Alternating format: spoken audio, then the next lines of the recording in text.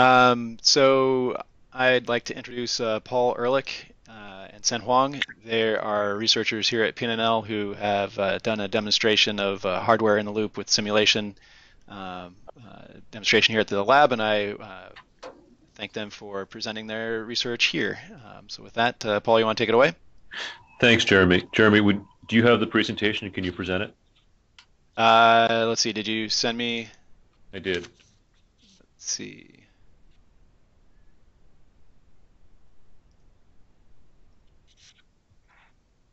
Ah, Well, there it is. okay. Okay. Might be cleaner if you're in control. So, Jeremy, thank you and welcome to everybody.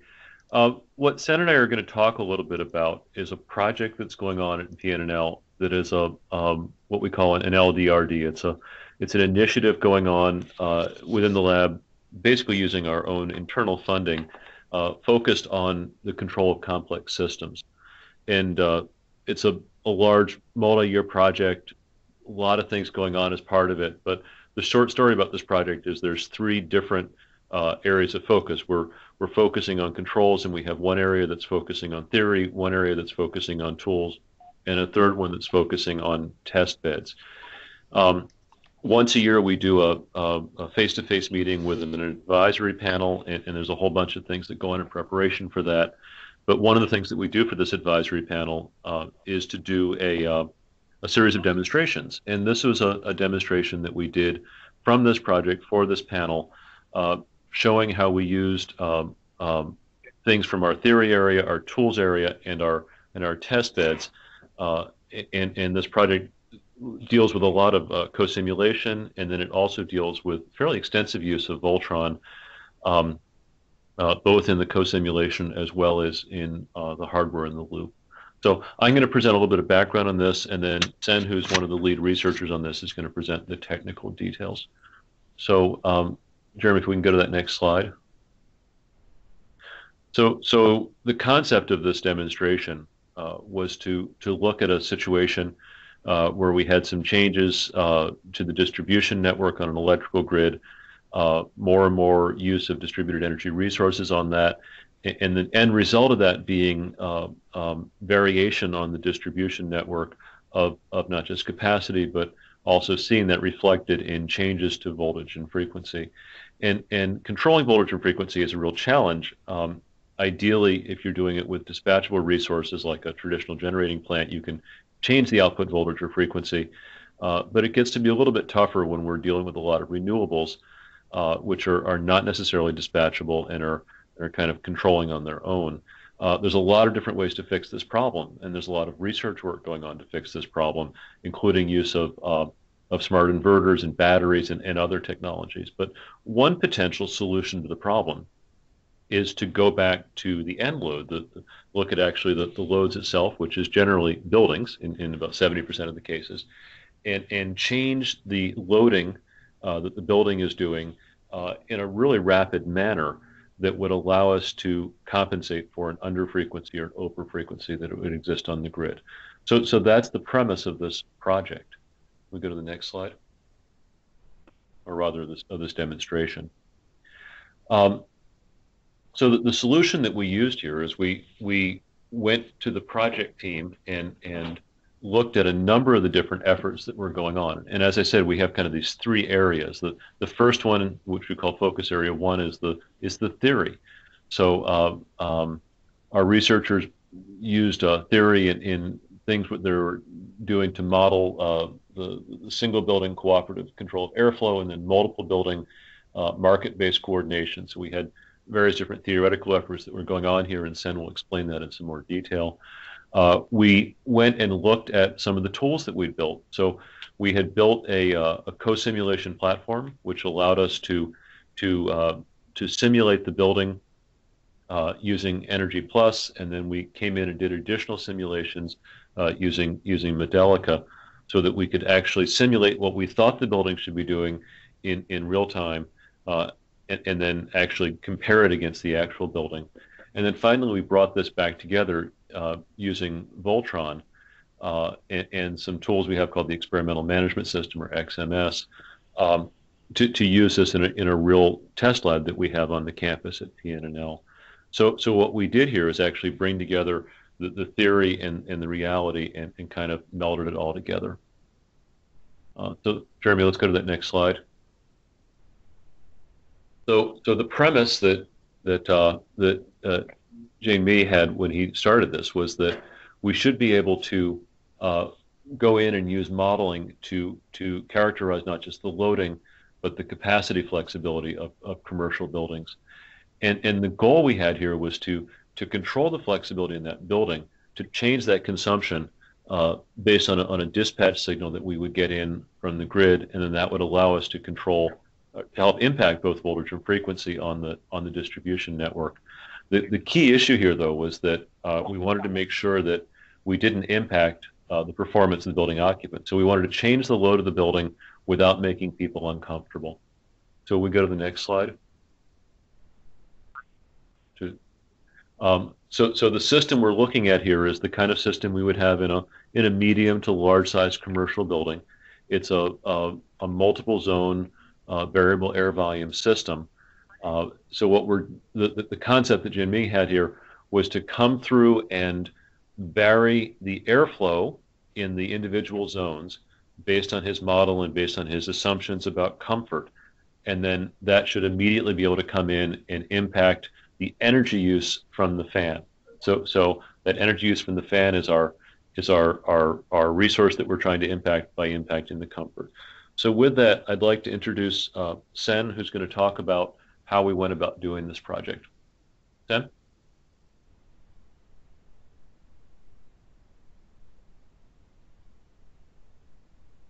Sen, you might be muted.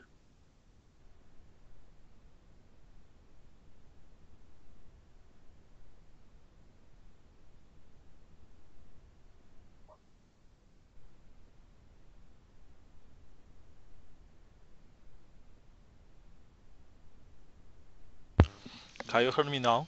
Yep. Yes, we can. Much better. Sorry for the It's okay. technical issue. Thank you, Paul.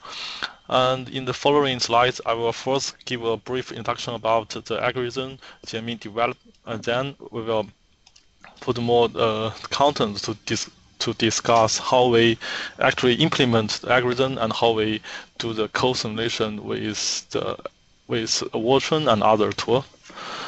Can you go to next slides?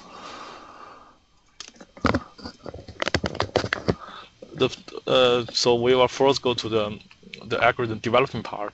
The first thing we did to develop a model is really to design a data-driven model, and the purpose is really to characterize the fan and also the thermal zone, which are critical for achieving the goal of this study. And when we designed this model, we made a kind of 3 assumptions showing in the slides. It's kind of basically a very simple model, and the purpose is really to get the expected response from the zone and also the fan with a short time. Can you go to next slide? Then we designed a kind of distributed optimization problem, which allowed us to allocate the required airflow rate according to the fan regulation signal, and also we need to respect the kind of individual preference. And can you go to the next slide? After we finished the design of this algorithm, we performed a prototyping test in the FY15 with simulated building. And the results just confirmed what we expect from this algorithm, but the problem is that the simulated building model is a low fidelity model developed by MATLAB, which makes the result a little far from the reality. And to resolve this problem, we try to employ the N+. Can you go to the next slide? In the FY16. So the idea is that we want to use Watson and also Phoenix to connect the MATLAB code, which is the implementation of Jin Mee's algorithm, and also the N+ model, which represent a virtual building. And then I mean, we did perform the simulation, and during the simulation, we identified several problems. The first problem is that although nplot provides detailed information about the building response, but problem is that in nplot, it tends to idealize the fast dynamic process by assuming they are kind of semi static state model. Another problem that we find, nplot doesn't allow us to directly change in the air fluid, which is required by Jianmin's code. So to resolve this problem, we kind of figure out another co-simulation strategy. Okay, go to next slide.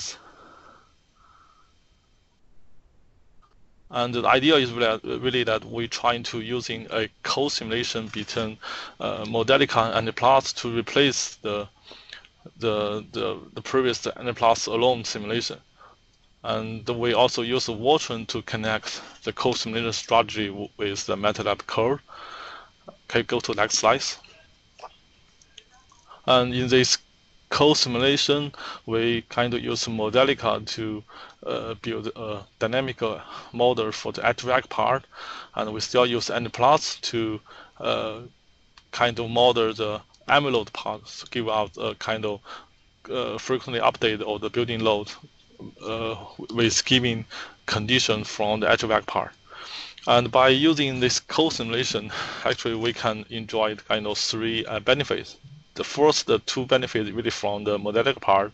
So basically we're trying to use Modelica, which is a object-oriented equation-based modeling language, which allows us to kind of resolve the two issues we identified from the previous nplot alone simulation. So the first one is that we can provide high-resolution building response, and second one is that we can easily modify the air fluid by adjusting the air fluid set point. And we still keep nplot because we trying to leverage the existing resource in the nplot to calculate the dynamic thermal load, so that we can reduce the imitation efforts. Can you go to the next slide? And since Watron actually allow us to directly connect software with hardware, and we're trying to kind of employ this feature by introducing the physics into the real devices into the co-simulation to further increasing the simulation accuracy. And the hardware part is really from the PNL physical testbed, which is 3828. And in this testbed, it contains a completed HVAC system for commercial building. And so in this implementation, we also using Watron to provide several services. For example, we can directly talk with the hardware with the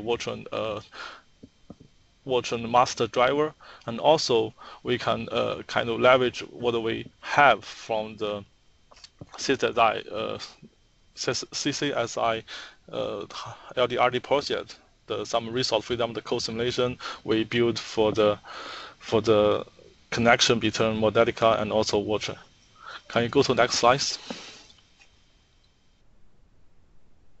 And then we come out of the whole framework for the hardware implementation showing in this figure. So we kind of designed the hardware implementation in a both scalable and flexible way. For example, you can see the test algorithm is really isolated from the other components, which means that we can easily replace the algorithm with other testing algorithm for different purpose. And in addition, you can see by employing the Watron Central instance, it's very easy for us to leverage other Watron related tools developed at PNL or other efforts. For example, the XMS developed at PNL lab. Can you go to the next slide? And currently, the whole simulation is still in progress. So the result we are showing here is kind of a preliminary result, which simply showing that we are able to control the air fluid according to the result from the Jianmin's code. So you can see we can easily make sure the airflow rate is almost constant to provide some service to the grid. And in the future, we're trying to make the better result by resolving some issue in the hardware part, and also we're trying to present more dynamic signal, present some result when we have a dynamic signal from the grid side. Can I go to the next slide? So to conclude our presentation, so as we discussed in the before, so basically in the current demonstration, we really focus on the single building, and in the future, we really want to expand our simulation by incorporating more building, and the building can be either a virtual building, for example, the co-simulation, co-simulated building, or it really can be the real building as the PNL lab. And we also list several items we want to explore in the next fiscal year. For example, we want to resolve some hardware issue in the X building, and also we want to consider more types of the system. And then we also want to support some modeling of the load for the zone, and also we want to develop some document which help the other user to use our deployment. And also we want to further use the lab or the other resource to the further the large scale testing. I think that's all from my side. Thank you. So with that, if there's any questions or comments about this project, we're more than open to resolve those.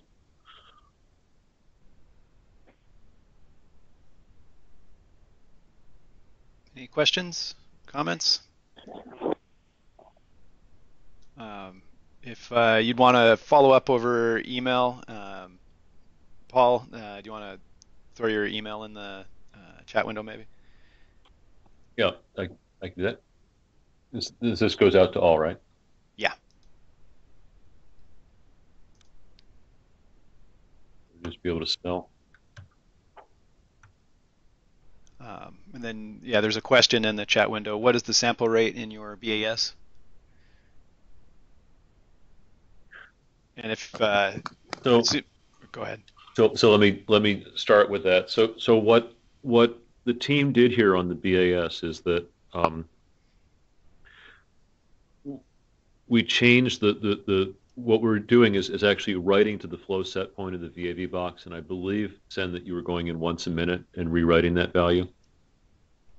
For that one, we trying to rewrite it. Yes, 1 minute. Correct. So the box continued to control at its flow rate, and then we just wrote that flow rate periodically, once a minute.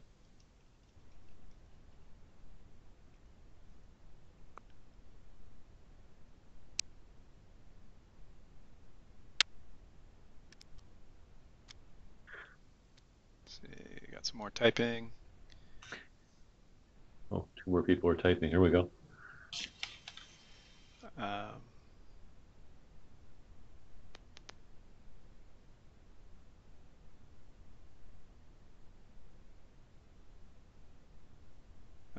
So Yamin, did that answer your question? You have any other questions?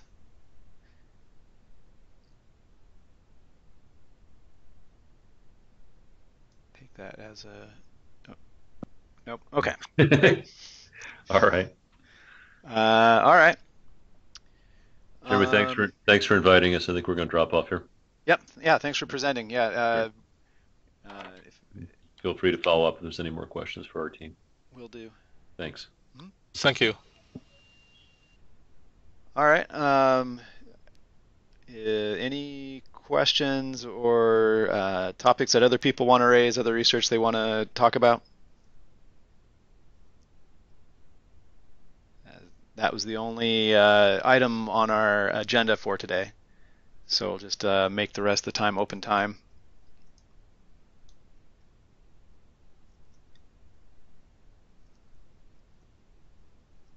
No. All right. Well then, so I'll just make drop drop a note that one of the next major tasks that we're going to be working on is a refactoring of the message bus to make it independent of 0MQ. We mentioned this briefly at the technical meeting in May, but that's what we're going to be starting on now. So the goal there is to make it, just like the historian and driver frameworks are independent of any specific solution, and you can, it comes with Modbus and BACnet, but you can contribute your own back, as Consensum has done with ChargePoint and are working on others.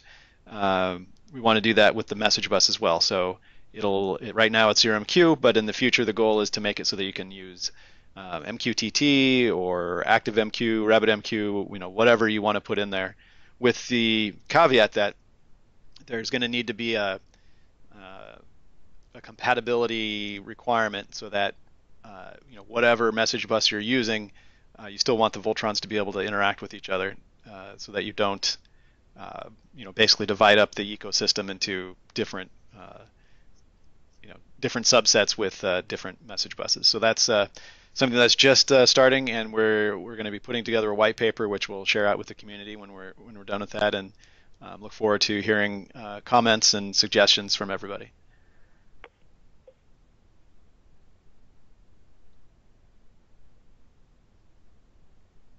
Hey, Jeremy, this is Olga. Hey, Olga. I would like to get on your schedule, if possible, for a presentation of Dr. Power, which is a web portal for sharing data. And I'd like to open it up to the Voltron community and hopefully have people start using it. So if I could get on your calendar somewhere in October for a potential presentation, that would be great. Sure. Yeah, so let's just put you in for the first one in October then, if that works. Okay. All right. Cool. All right. If there's no other topics, questions, then we'll call that an office hours. If you have anything you want to follow up on, just email us at voltron@pnl.gov. All right. Thanks. Thank you.